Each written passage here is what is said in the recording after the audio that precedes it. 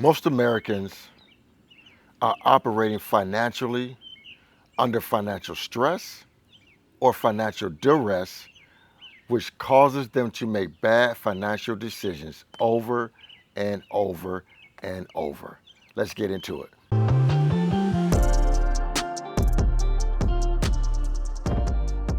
Hey guys, welcome to the channel, Frank Talks Money. Real quick guys, I just need that one small favor. Remember to smash that like button. The more likes the video receives, the more the algorithm will show the video with more like-minded people like you and me. Now let's get right into today's content. So guys, I want to talk to you guys today about what it means when you're operating from a position of financial stress and financial duress. And as always, I like to use my past experience and be the case study. So guys, back in 2007, when my dad passed away, that was my lowest point financially ever in 2007. I owed the IRS over $20,000, and I owed some back child support because I was younger, and stupid. It just caught up to me from my younger days.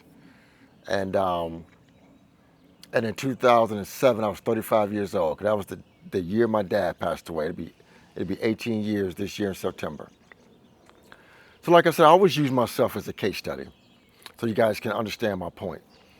So I was paying child support, right? Which had me under financial stress and financial duress because I wasn't bringing home enough money, which led me to make the next terrible decision of over withholding on my paychecks so I could bring home more money, which then caused me to every year owe the IRS money. And then finally, after a few years, it just came to a head.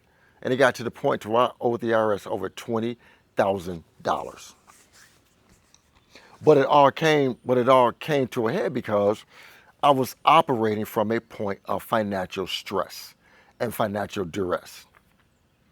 Because I was paying child support, which wasn't bringing home enough money.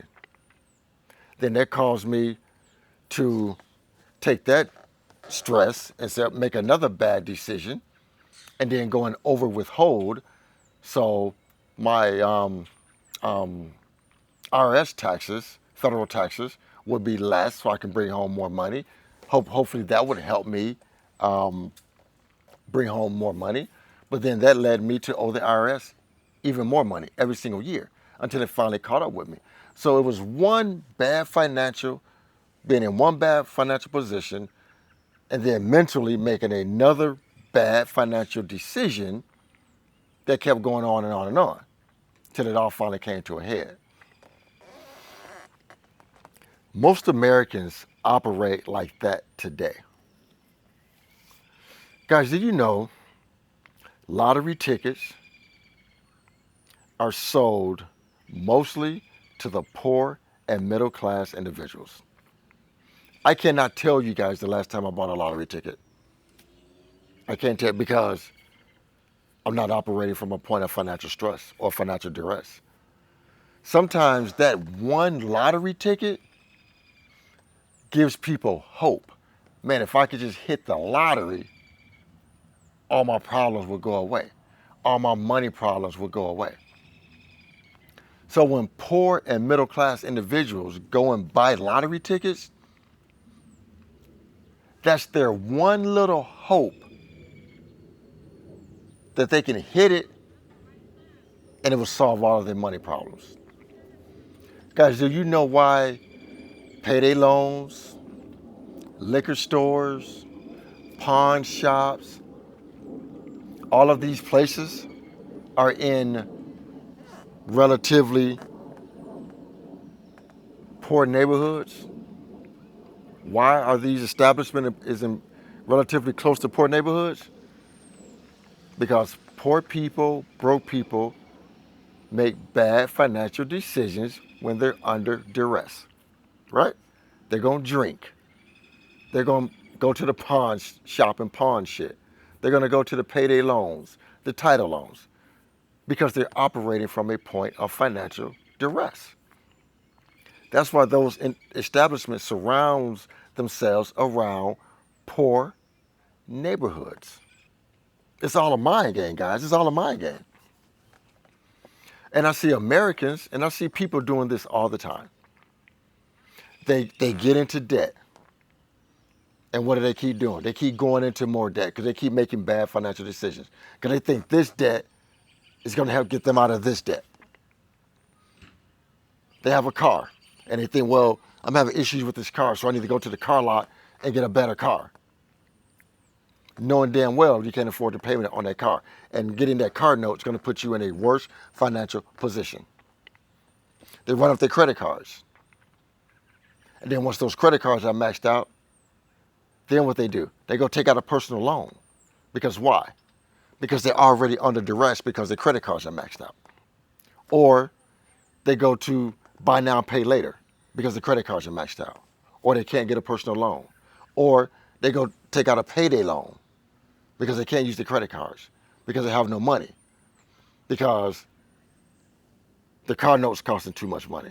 They maxed out the credit cards. Now they need money. So let me go try to take out a personal loan. Or let me go try to go to the payday loan. So it's just one cycle of one bad financial position after another, guys. We have to get ourselves to the point, guys, to where we are level. We got to get ourselves to the point to where we're not operating from a point of financial stress or financial duress. And the only thing that three components have you in this position, guys. Three components have you guys in this position. Number one is debt. Number two is stagnant wages. Number three is a high cost of living. If you can control your debt, even with stagnant wages, it can better help you have more money to deal with the high cost of living. Right? But people have debt loads, mountains of debt, and then your wages not going up, so you can't handle the higher cost of living. Right? Three components to building wealth. And I love when people jump into my comments and say, oh, that's simple. Oh, that's simple. Well, if it's so simple, how come everyone's not doing it? Three components to building silent, long-term wealth. Three components to building silent, long-term wealth. Live at your means. Control your debt. Invest your money. It's that simple. But again, if it's that simple, how come half of the population can't get it right? You know why? Because they take on debt. Because they can't live at their means, because they're taking on debt, which leaves money that they can't save and invest. They all work together, guys. Because if you can live at your means, you'll be able to control your debt because you're not running up debt, you're not living above your means, then you have money to save and invest. They all work together. All work together. So guys, hopefully you guys got something from this video. I just wanted to explain this to you guys because this is why many Americans are in the position that they're in, because they're living under financial stress and financial duress, which keeps causing them to make one bad financial decision after another. You got to get to the point, guys, to where you're level in your finances, to where you can start making sound financial decisions that is going to make your future better financially. So guys, remember to like this video, share the video, and most important, please consider subscribing to my YouTube channel, Frank Talks Money. And with that, guys, always remember, financial decisions you make today will impact your financial life tomorrow. Thanks for tuning in. Frank Talks Money. I'm out here.